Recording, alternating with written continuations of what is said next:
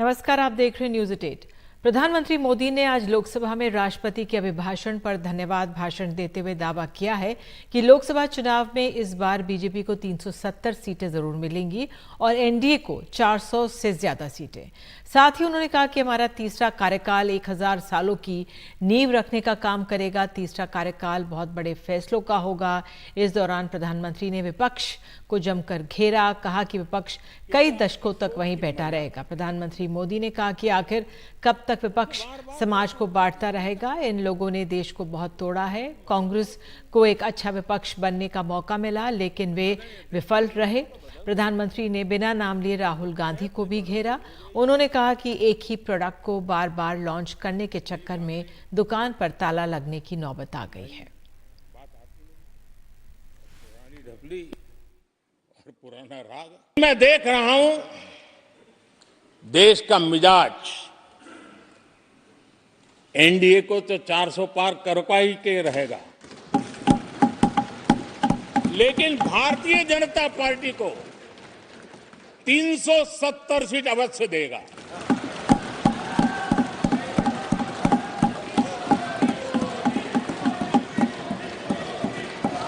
BJP को 370 seat और NDA को 400 पार। मैं आपका साथ मांग रहा हूं, मां भारती के कल्याण के लिए साथ मांग रहा हूं। मैं विश्व के अंदर जो अवसर आया है, उस अवसर को बुलाने के लिए आपका साथ मांगता हूं। मैं आपका सहयोग चाहता हूं 140 करोड़ देशवासियों की जिंदगी को और समृद्ध बनाने के लिए और सुखी बनाने के लिए। लेकिन अगर आप साथ नहीं दे सकते हैं और अगर आपका हाथ ईंटें फेंकने पर ही तुला हुआ है, तो आप लिख करके रखिए, आपकी हर ईंट को मैं विकसित भारत की नींव मजबूत करने के लिए लगाऊंगा। आपके हर पत्थर को मैं विकसित भारत के जो सपनों को लेकर के आप चले, उसकी नींव मजबूत करने के लिए मैं लगाऊंगा और देश को हम उस समृद्धि की ओर लेके जाएंगे। जितने पत्थर उछाल लीजिए, आपका हर पत्थर भारत के समृद्ध, भारत के विकसित भारत के सपने को समृद्ध बनाने के लिए हर पत्थर को मैं काम में ले लूंगा। ये भी मैं आपको विश्वास दिलाता हूं। लाल किले से भारत के प्रथम प्रधानमंत्री ने जो कहा था वो पढ़ रहा हूं, नेहरू जी ने।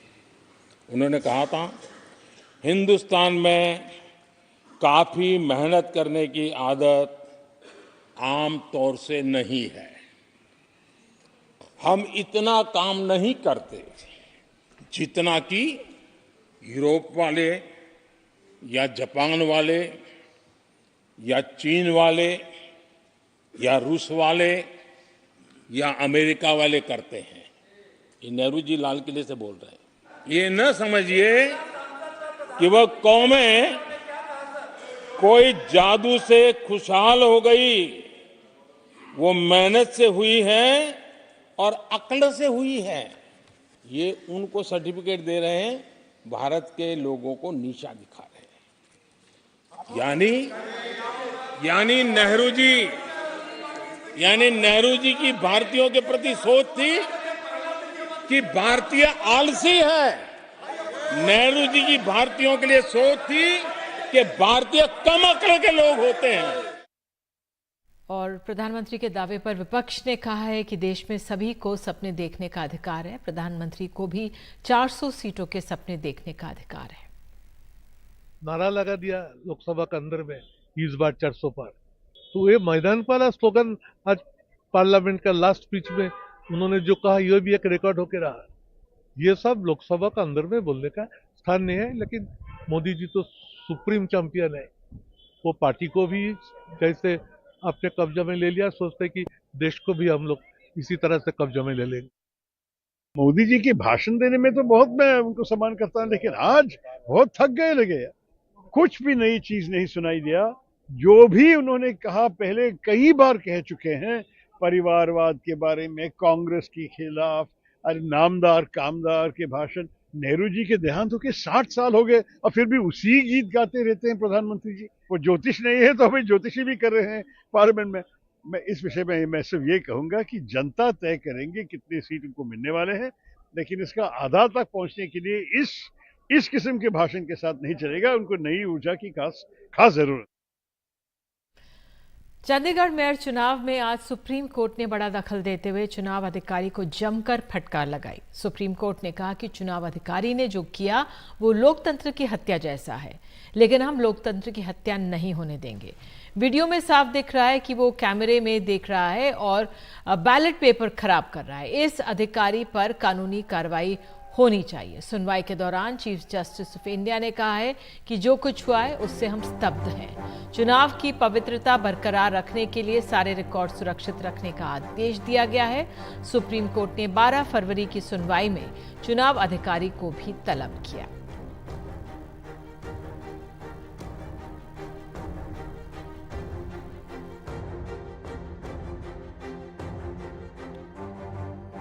सुप्रीम कोर्ट के फैसले का हम स्वागत करते हैं और बहुत ही ये संतुष्टिदायक है और ऐसे ही निर्णयों के कारण पूरे देश का और हम सबका सभी का भरोसा न्याय व्यवस्था पर टिका हुआ है। नहीं, इसको लॉजिकल कंक्लूजन पे लेके जाना पड़ेगा। Logical conclusion in the sense कि आम आदमी पार्टी और कांग्रेस के पास 20 वोट है, भारतीय जनता पार्टी के पास 18 वोट है, तो स्वाभाविक है कि मेयर आम आदमी पार्टी और कांग्रेस की बनेगी। तो जब तक इसको ठीक नहीं कर लेते, जब तक मेयर नहीं बना लेते, हम इसके लिए लड़ाई लड़ते रहेंगे। ये तो एक पक्ष है। दूसरा पक्ष ये है कि खुलेआम कैमरा में अगर वोटों की चोरी करते हुए पकड़े जाए भारतीय जनता पार्टी, तो ये इसको क्रिमिनल ऑफेंस की तरह देखा जाना चाहिए और उसकी जिम्मेदारी तय होनी चाहिए। ऐसा नहीं कि आपने चोरी कर लिया, पकड़े गए तो चोरी का सामान वापस कर दिया और चुपचाप निकल जाओगे। तो चोरी का सामान तो वापस लेंगे ही साथ सजा भी होनी चाहिए। और इस मुद्दे पर कांग्रेस की नेता प्रियंका गांधी ने भी ट्वीट कर सवाल उठाए हैं। उन्होंने कहा है सुप्रीम कोर्ट की ये टिप्पणी दिखाती है कि चंडीगढ़ मेयर चुनाव में किस तरह लोकतंत्र की हत्या की गई। जनता की आवाज दबाने के लिए बीजेपी लोकतंत्र को कुचल रही है। जनता ही इसका उचित जवाब देगी।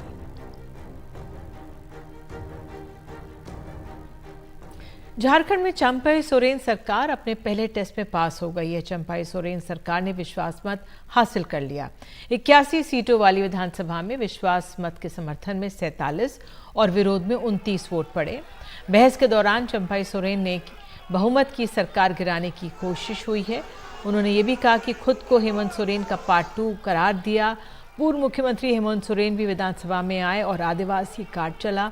उन्होंने कहा है कि जमीन हड़पने के कागज दिखा दिए जाएं, राजनीति तो दूर, झारखंड छोड़ दूंगा।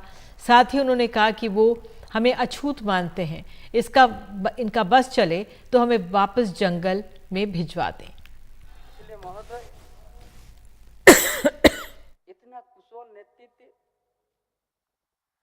हेमंत बाबू जो सरकार की योजना और खाका तय किया है उसको बहुत तीव्र गति से काम शुरू करेंगे और विधि व्यवस्था से लेके हर तरह के सब दुरुस्त रहेगा। यहाँ की प्रदेश की जनता के हित में अच्छा काम करेंगे। विकास की जो गति कहा जा रहा था कि रुक गई, इसको आपने देखिए कौन कहता है, जो कभी कुछ कहीं कम किया वो कहता होगा। मंत्रिमंडल विस्तार कब कर रहे हैं? उसका जल्दी करेंगे। 31 तारीख रात को देश में पहली बार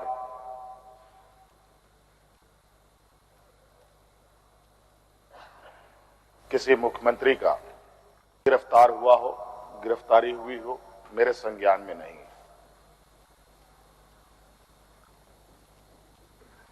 ये मुझे लगता है ये पहला घटना है और मुझे लगता है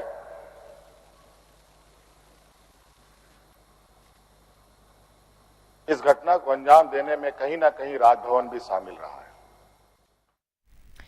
दिल्ली पुलिस की क्राइम ब्रांच के नोटिस को लेकर अरविंद केजरीवाल ने आज पलटवार किया है। दिल्ली के मुख्यमंत्री ने कहा है कि क्राइम ब्रांच के अधिकारियों से 5 घंटे नौटंकी कराई गई। क्या इसलिए वे पुलिस में शामिल हुए थे? वे पूछ रहे हैं कि विधायकों की खरीद फरोख्त के लिए किसने संपर्क किया। ये किसी से क्या छुपा हुआ है? सारी दुनिया जानती है कि देश में एक ही पार्टी है जो सबको खरीद रही है।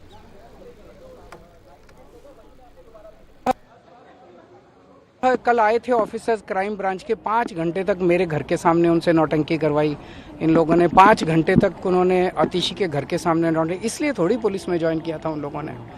दिल्ली पुलिस की एक तरह से कल बेइज्जती कर दी इन लोगों ने। उनके जो राजनीतिक पॉलिटिकल मास्टर्स हैं उन लोगों ने पूरी दिल्ली पुलिस की बेइज्जती कर दी।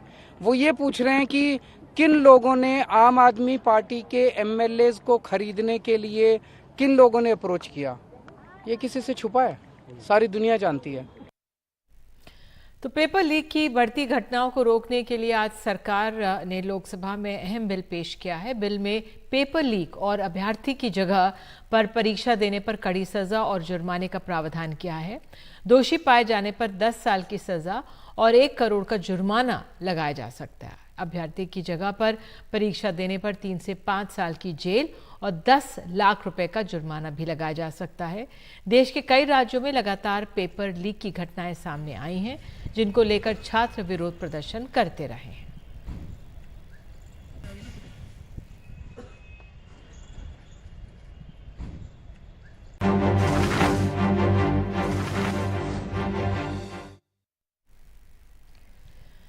तो लोकसभा में प्रधानमंत्री के संबोधन पर राहुल गांधी का पलटवार हुआ है। संसद में प्रधानमंत्री ने खुद को सबसे बड़ा ओबीसी बताया। किसी को छोटा बड़ा समझने की मानसिकता बदलने की जरूरी बिना गिनती के आर्थिक सामाजिक न्याय नहीं दिलाया जा सकता। मोदी जी इधर उधर की इतनी बातें करते हैं तो गिनती से क्यों डरते हैं।